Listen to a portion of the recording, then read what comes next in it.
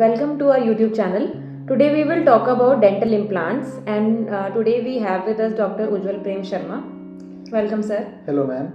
Thanks to all of you for giving me the opportunity on your YouTube channel to interact with my friends and my patients. Sir, we want to ask you about कि लोगों के मतलब पास जितनी भी queries होती हैं related dental implants. So I just want to ask you कि what is this dental implant? Ma'am, अगर हम डेंटल इम्प्लांट की बात करें तो डेंटल इम्प्लांट का कैटेगराइजेशन होता है एंडोशियस, Okay. supraperiosteal and subperiosteal implants. So endosseous implants are the implants which are placed inside the bone. There is a jawbone. जबड़े की हड्डी jawbone. अब जबड़े की हड्डी के अंदर जो इम्प्लांट जाएगा वो एंडोशियस इम्प्लांट होगा. Okay. That can be cortical, that can be cortico-cancellous. Okay. Sir, अब इससे हमने एक पॉइंट आजकल मार्केट में बहुत सुना है कि देयर आर कॉर्टिकल इम्प्लांट्स. तो अब आप ये बताइए कि what are these cortical implants basically.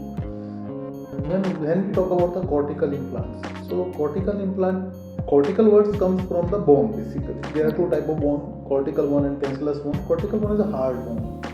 On the other hand, cancellous bone is not that much rigid. It is susceptible to forces and it will get resolved easily. On the other hand, cortical bone have much more resilience and much more wider range of taking the forces. So जो implant आपका cortical encourage बनाएगा, cortical bone में encourage बनाएगा, उस bone implant को हम कहेंगे cortical dental implant. और जो इम्प्लांट हमारा कॉर्टिकल एंड कैंसलस बोन में बनाएगा that is a cortico cancellous implant. तो यूजुअली जो इम्प्लांट हमारे यहाँ पे आ रहे हैं एंडोशियस इम्प्लांट सिस्टम के अंदर वो सब कॉर्टिको कैंसलस होते हैं. सो सर, हमारे पास थोड़ी सी साइकोलॉजिकल जो हमारे पेशेंट्स जो कंप्लेन करते हैं that they complain about the pain in this procedure. मतलब that involves in dental implant कह लो, चाहे आप कॉर्टिकल कह लो, चाहे आप बेसल इम्प्लांट कह लो. तो sir, is this procedure painful? Ma'am, according to science and according to entire medical and dental practice, dental implant placement is a painless procedure. Reason being anaesthesia दिया जाता है पेशेंट को. Okay. या तो वो जनरल एनेस्थीसिया होता है या लोकल एनेस्थीसिया होता है. तो after giving the anaesthesia the entire process is painless and it is of only 20 to 25 minutes duration. So we can say कि जो डेंटल इम्प्लांट प्लेसमेंट जो होता है वो एकदम पेनलेस प्रोसीजर है and it takes minimum time for the placement as you said. Dental implant placement definitely एक painless procedure है एंड कॉस्ट ऑफ रिकवरी के लिए मेडिकेशन दिए जाते हैं that are known as analgesics. Analgesics are given. Sir, patients also complain about कि मतलब अगर हमारे मुंह में एक इम्प्लांट प्लेस किया जाएगा तो वो कौन से मटेरियल का होता है, does it cause pen after placement, and like हम किसी इम्प्लांट को अपने माउथ में प्लेस कर रहे हैं तो is it safe on that aspect also? What are your points on this? Ma'am, India के अंदर जितने भी डेंटल इम्प्लांट्स आते हैं वो FDA अप्रूव्ड होते हैं और फूड ग्रेड क्वालिटी के स्टैंडर्ड्स के ऊपर पूरा अपने आप को चेक करने के बाद ही गवर्नमेंट ऑफ इंडिया उनको यहाँ पे सेल करने की परमिशन देती है. On the other hand they are the inert piece of metals most of them. जो भी आपके कन्वेंशनल इम्प्लांट्स हैं they all come with a titanium body and titanium is a very tough and harder metal which is very bio inert to the human body. Nowadays there are newer varieties of implants जो बायोसेलुलोज के बने हैं but they are not for the permanent solution. They are like of a duration like 10 years or 12 years or 15 years because biocellulose get absorbed by that time. Sir, आपने दो points के बारे में बताया था कि there are basal implants and cortical implants. What is your take on this कि दोनों में से कौन से ज़्यादा बेटर है? मैम, देखिए, basal implant is a cortical implant basically. Okay. It itself is a cortical implant. Whenever we talk about a basal implant, most of them are the cortical implants because basal bone is the only bone where we find the cortical bone. So the procedure behind going for a basal implant is little bit more surgical.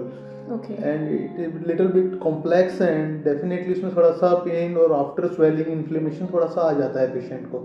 On the other hand अभी जो नई technique है TTFIL, PHL, that is total tilted pinhole implants, they are also bicortical implants basically. they may can increase in the lower cortical bone and above the cortical surface of the upper edge of the bone.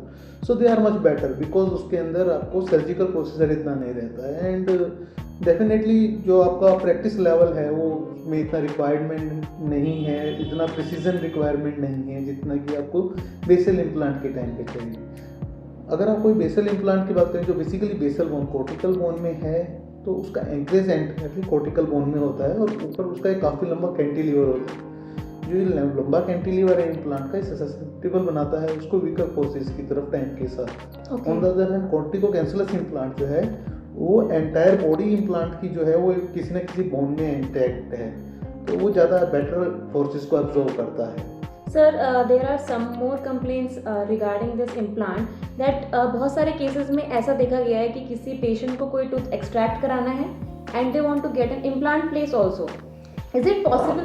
या immediate implants कर सकते हैं हम और immediate implant अगर आप PHIL technique जो told street pin hole technique है उससे कर रहे हैं आप तो डेफिनेटली बहुत पेनफुल हो जाता पेनलेस हो जाता है and it's just like you will place an implant and you will give the tip for the ever. Reason being cortico cancellous implant जो स्क्रू आता है PHIL के लिए वो नीचे कॉर्टिकल में एंगेज होगा, ऊपर कॉर्टिकल में एंगेज होगा पेशेंट के बोन में जॉ की बोन में और बीच में कैंसलस बोन में एंगेज रहेगा। सो जो उसका टॉर्क रहता है वो काफ़ी हाई आता है और वो हम इमीडिएट लोडिंग के लिए यूज़ कर सकते हैं। Sir there is one more say that the habits die very hard, so sir is it true with the implant? अगर कोई ऐसा पेशेंट है जिनकी कोई ऐसी ईटिंग और ड्रिंकिंग हैबिट्स है which they can not change and they want to get an implant done, is it possible with the cortical implant की अगर हम कॉर्टिकल इम्प्लांट या बेसल इम्प्लांट्स को प्लेस करें और उनका कोई भी फेलियर ना हो because of the patient's habit? See ma'am देखिए whenever an human intervention is done तो उसका एक एंड टाइम होने वाला है। मतलब जब भी ह्यूमन ने कुछ बनाया तो वो एक पर्टिकुलर टाइम फ्रेम के लिए, ऐसा नहीं कि कोई भी ह्यूमन कोई भी इंटरवेंशन कर रहा है और वो लाइफ लॉन्ग सक्सेसफुल होगा, तो उसका एक ड्यूरेशन होता है but that duration is near about 20-30 years.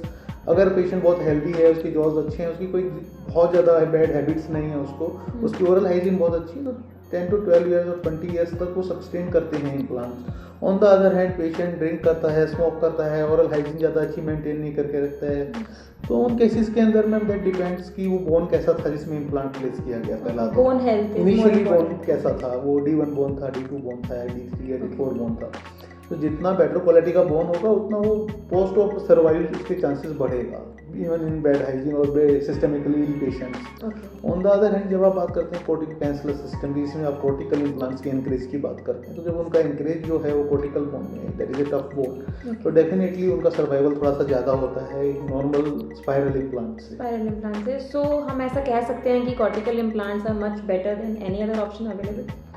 Yeah, if we will compare a basal implant and a corticocancellous implant, basically not a cortical implant, that is a corticocancellous implant, but they are like the spiral implants only, and they are told tilted in pinhole, so surgical approach बहुत कम रहता है, you don't have to go for a very big incisions, so they are much better than a basal implant.